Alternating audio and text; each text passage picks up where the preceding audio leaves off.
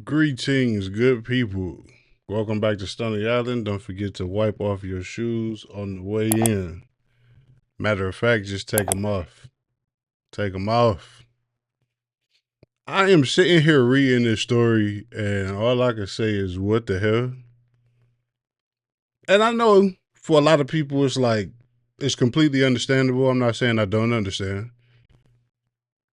But this is about the couple that's suing ChatGPT because their 16-year-old son decided to, what's the word we're using now?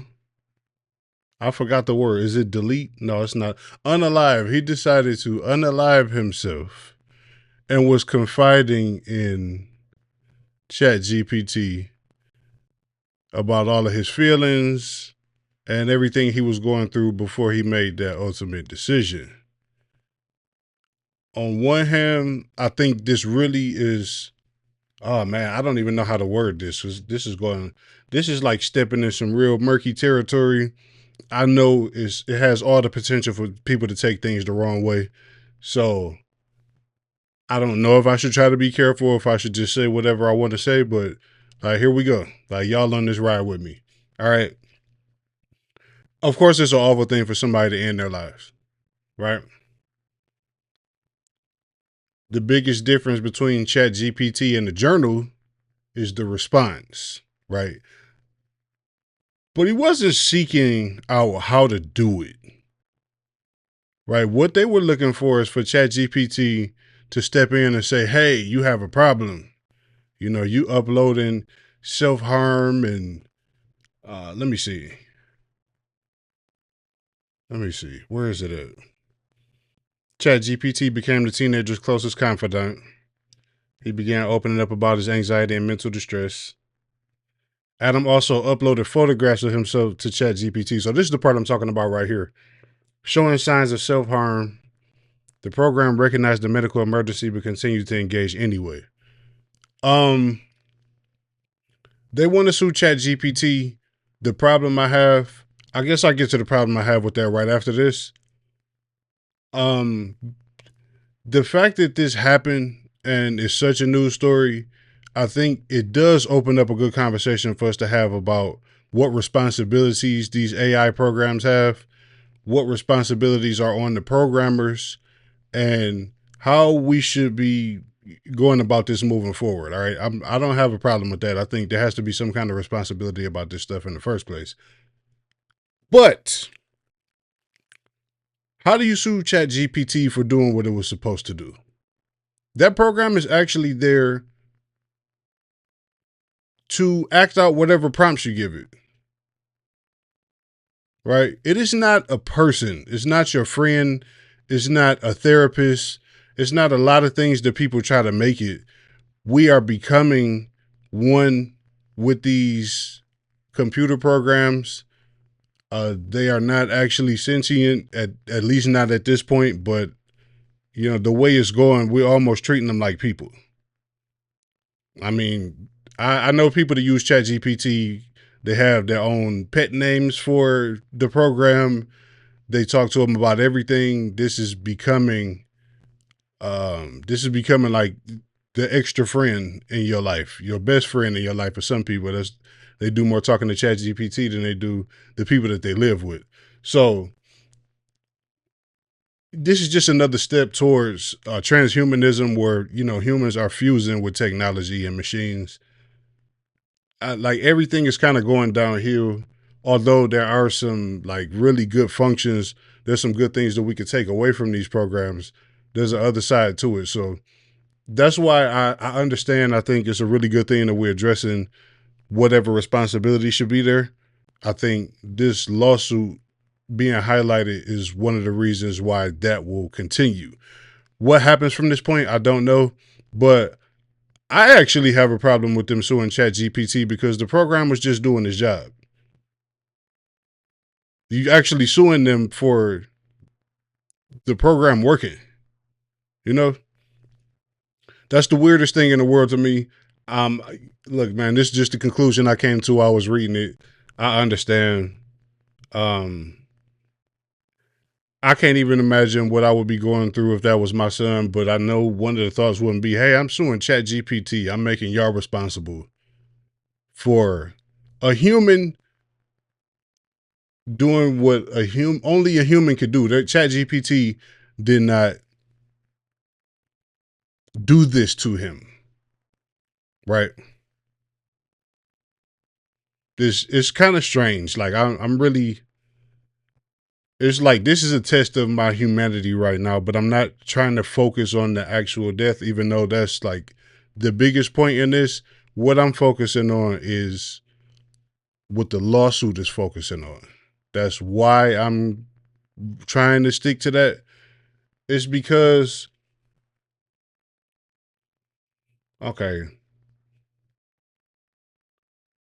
all right, hold on. The public note shared on Tuesday, OpenAI said the company's goal is to be genuinely helpful to users rather than hold people's attention. Man, I can't read today. They accuse OpenAI of designing the AI program to foster psychological dependency in users, and by bypassing safety. All right, we're gonna have to start this all over. They accuse OpenAI of designing the AI program to foster psychological dependency in users, and of bypassing safety testing protocols to release GPT-40, the version of ChatGPT used by their son. All right, the lawsuit lists OpenAI co-founder and CEO Sam Altman as a defendant, as well as unnamed employees, managers, and engineers who worked on ChatGPT. Added that his models have been trained to steer people who express thoughts of self-harm towards help. So, if that is the case and the models have been trained to steer people towards help, then they were addressing this issue before this was an issue, and that actually means the program failed. But even with that being the case, just my opinion, just my point of view, ChatGPT should in no way be responsible for anyone's death unless they are actually killing the person. You, as a human, have the power over your body, over your mind, over yourself. And even in a moment of weakness, if you're leaning on a computer to do the thinking for you, you already have some problems. I don't think we should be blaming the computer program for whatever your mental health is. You need a therapist. And if you decide to hide that from people, whether it was ChatGPT, whether it was a journal, whether it was some secret recordings you did and somebody found them after you were already gone, whatever the case is, if you are not bringing this to people, you're not actually seeking help. You're not actually looking to be helped. Like, you want to go. It's just about when you decide to do it. So that's not ChatGPT's fault. That's not ChatGPT's responsibility. I don't understand how they come to the conclusion that, hey, we should sue the founders and the programmers because they're at fault for what our son did. What? Are you high? You got to be smoking. I want to know what you smoking. You're tripping.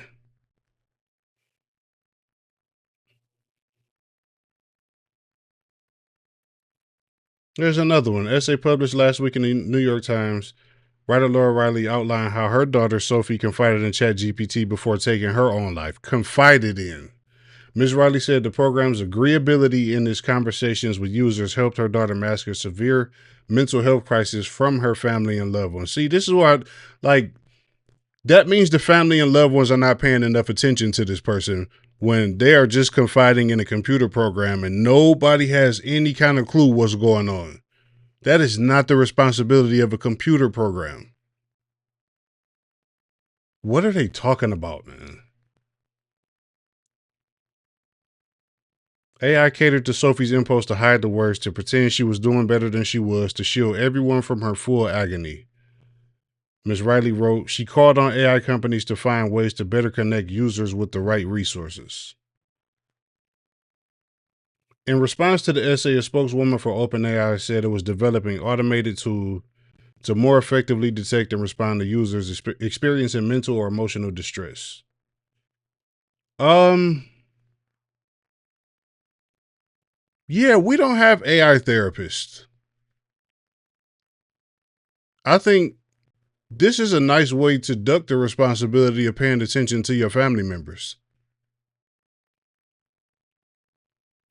How in the world do you let that slip past?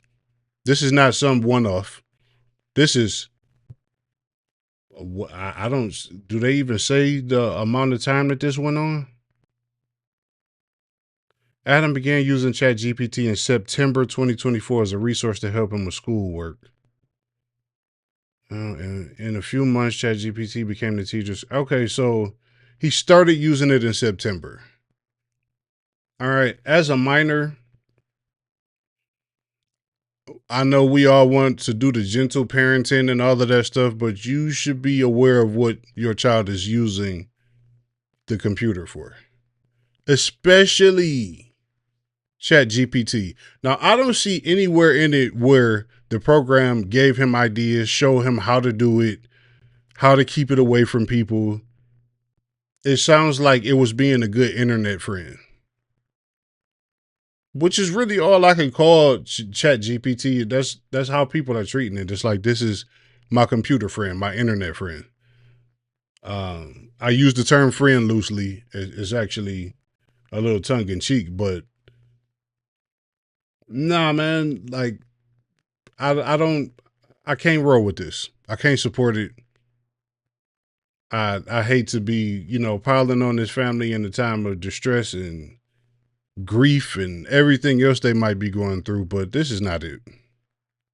This is not it at all. Well, all I can say is hopefully something positive comes out of this. Maybe somebody else needed to hear this and you need to check on your family. You need to see what your kids are doing, what they're up to, do a temperature check, mental health check, all of that stuff. Nah, I can't co-sign this at all. I'm not rolling. I'm not gonna be able to do it. That's all. The story was disturbing enough, but the lawsuit is the most disturbing thing to me because this is like passing the buck to me. I'm actually disgusted by these parents. So that's all I got.